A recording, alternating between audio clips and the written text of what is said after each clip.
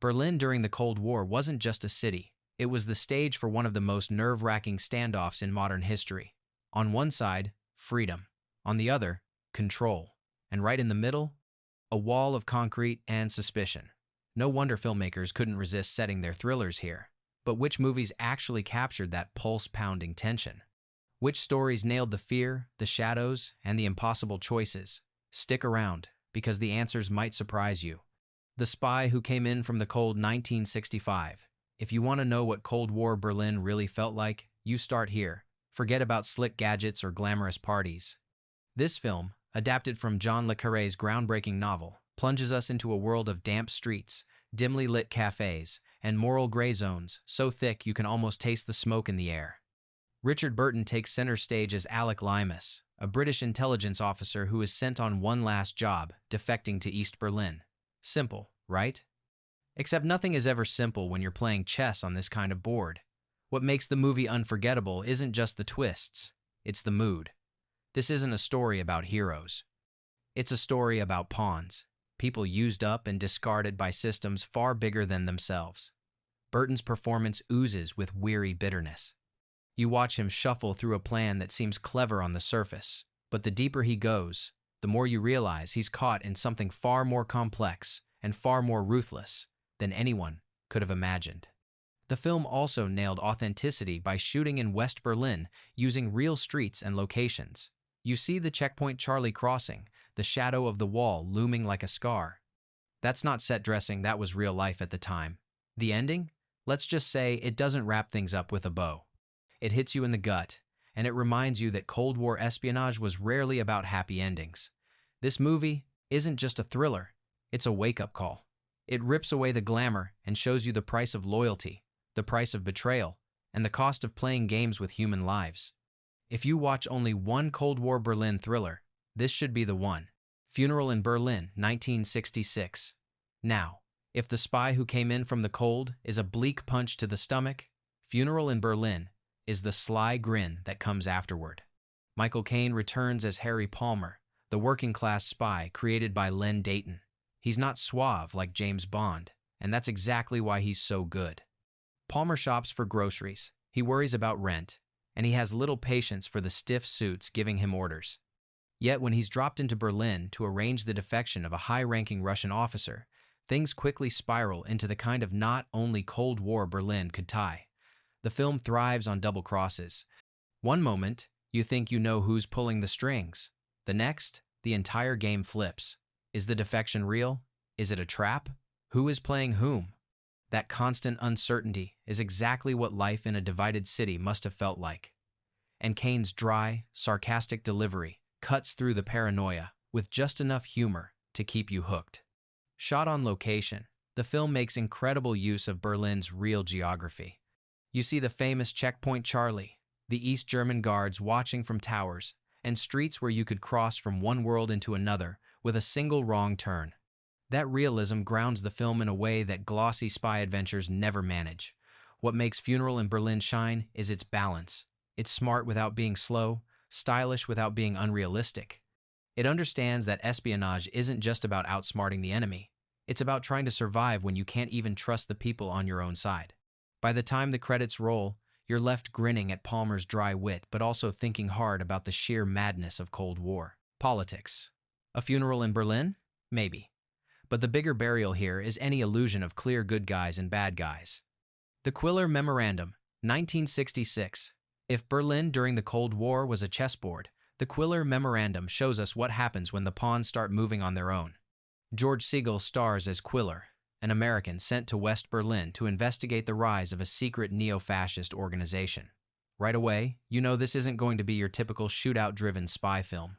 This is a thinking man's thriller, quiet, slow-burning, but razor-sharp in the way it builds its tension. What makes it stand apart is the way it strips away glamour. Quiller doesn't strut around in tuxedos or drive shiny sports cars. Instead, he wanders through a chilly, gray Berlin that feels like it could swallow him whole. Every step he takes feels like it's being watched. Every face in the crowd could be a threat. The film leans into that paranoia, forcing you as the viewer to question every conversation and every motive. The supporting cast only adds to the mood. Alec Guinness shows up as Quiller's British handler, giving the kind of understated performance only he could pull off. Then there's Max von Sydow, chilling as the villain with ice in his veins. When he interrogates Quiller, the scene stretches out into a battle of wits rather than fists. You sit there, holding your breath, because in this world, words can be more dangerous than any fistfight. And let's not forget the score. Composed by John Barry, it's haunting, elegant, and just a little unsettling. Exactly the kind of sound that makes you glance over your shoulder. By the end, you realize this movie isn't about victories. It's about survival. It's about playing a game where the rules are unwritten, and the price of a wrong move is vanishing without a trace. The Quiller Memorandum may not be as well known as Bond or Bourne, but it nails something they never quite do.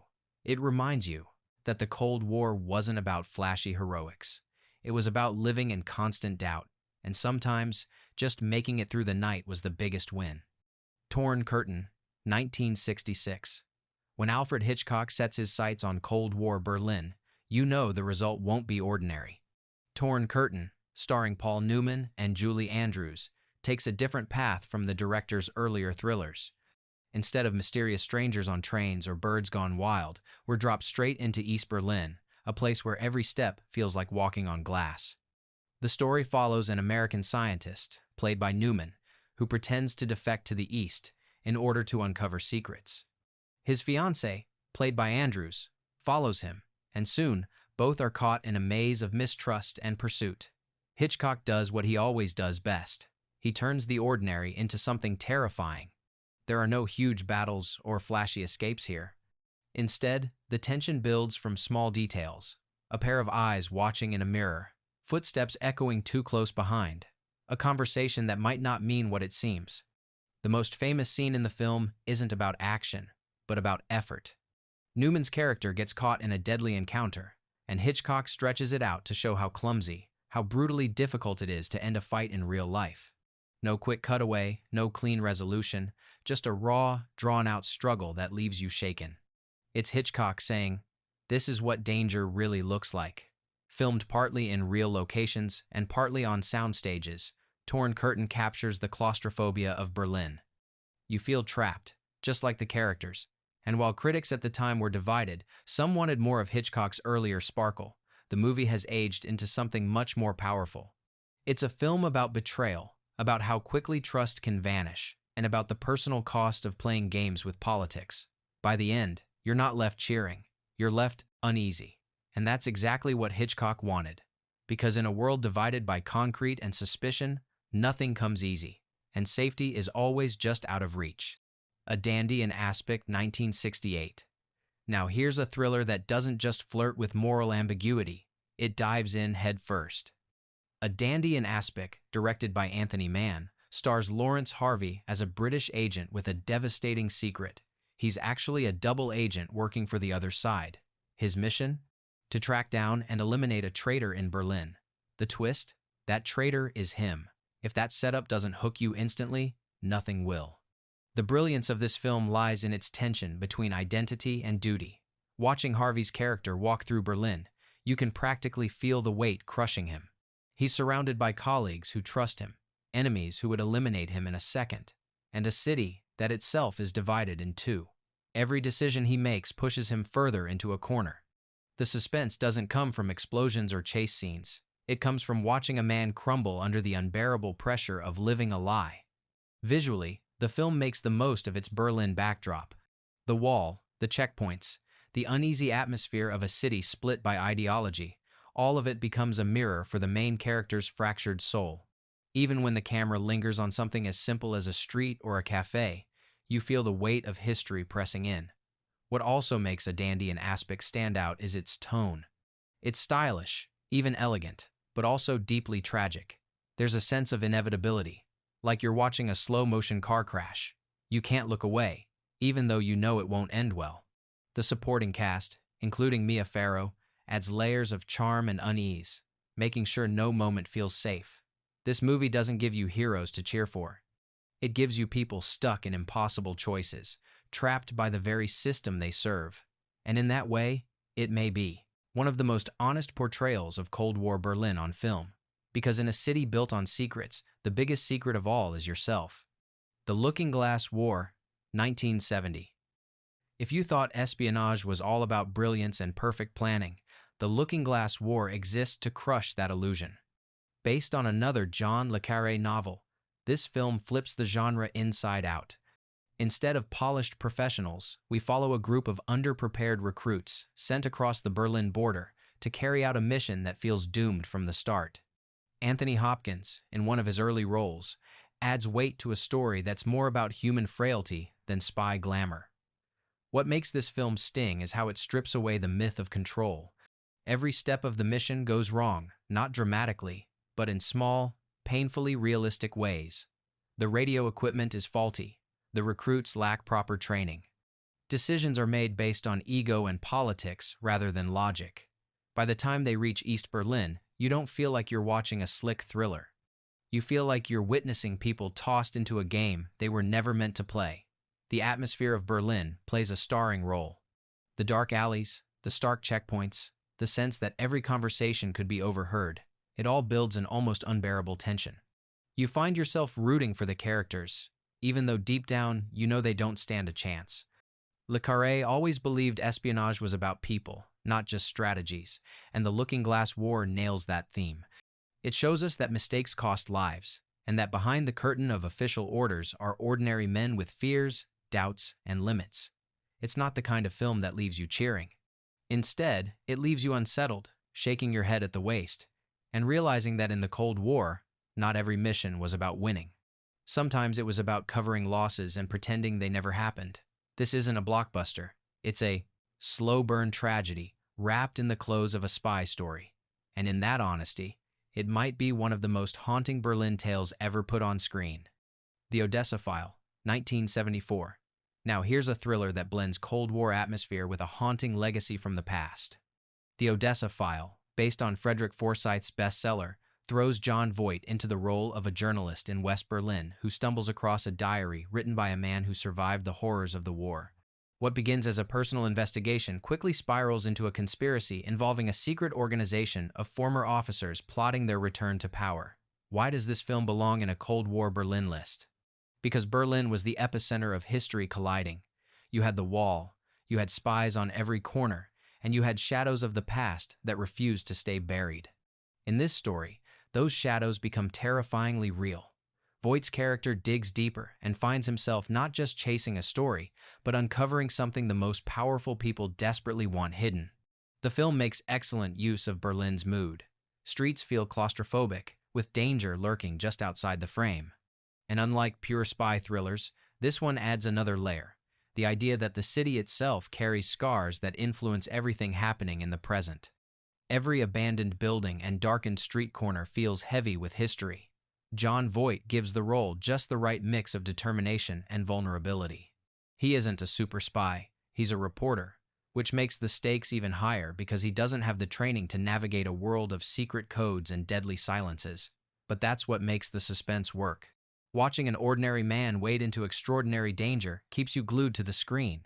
By the finale, the story delivers not just thrills but also a reminder. In Berlin, the Cold War wasn't only about East versus West. It was also about unfinished business, hidden loyalties, and the ghosts of the past that could still shape the future. The Odessa File shows you that sometimes the scariest secrets aren't the ones whispered in dark alleys. They're the ones waiting in old files that were never supposed to be opened. The Little Drummer Girl, 1984. Not every Cold War thriller in Berlin comes from the silver screen. Sometimes television delivers just as much punch. And The Little Drummer Girl is proof.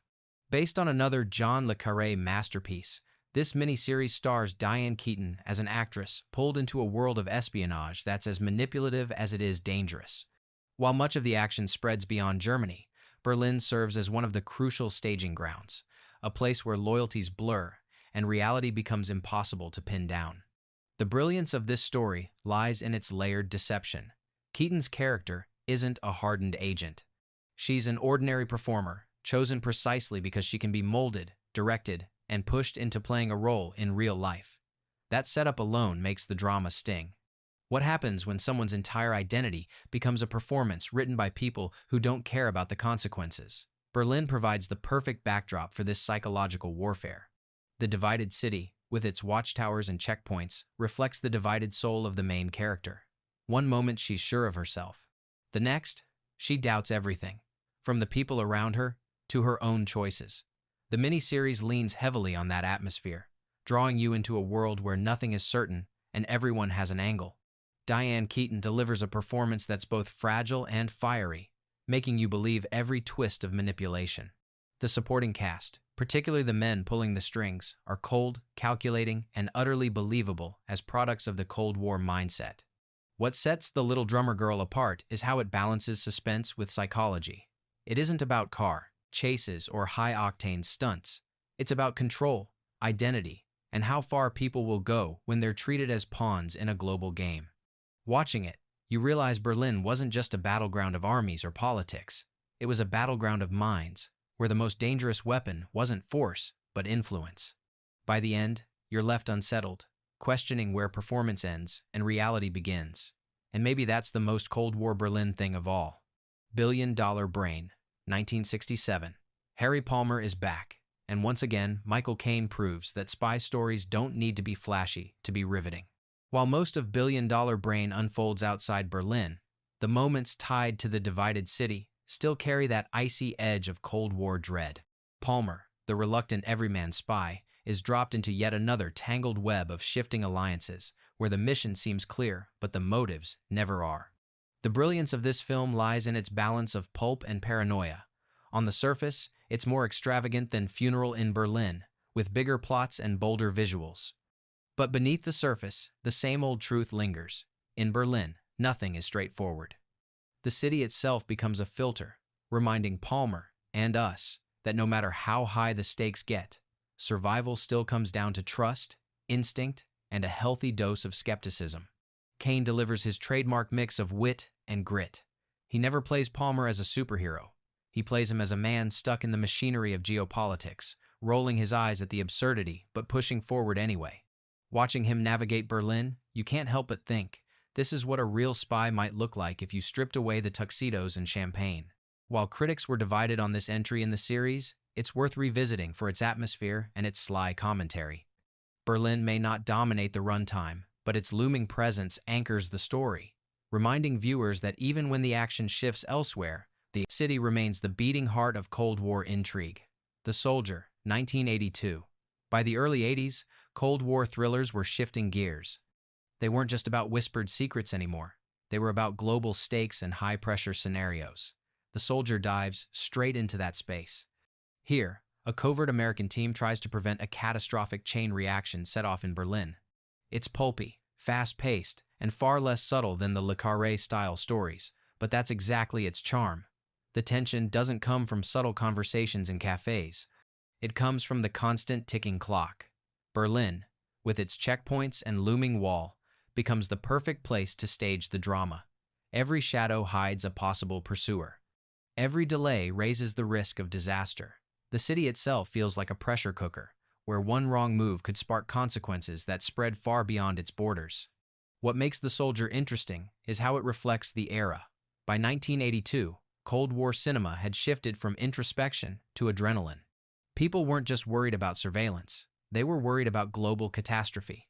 The movie channels that fear, blending Berlin's authentic paranoia with early 80s action flair.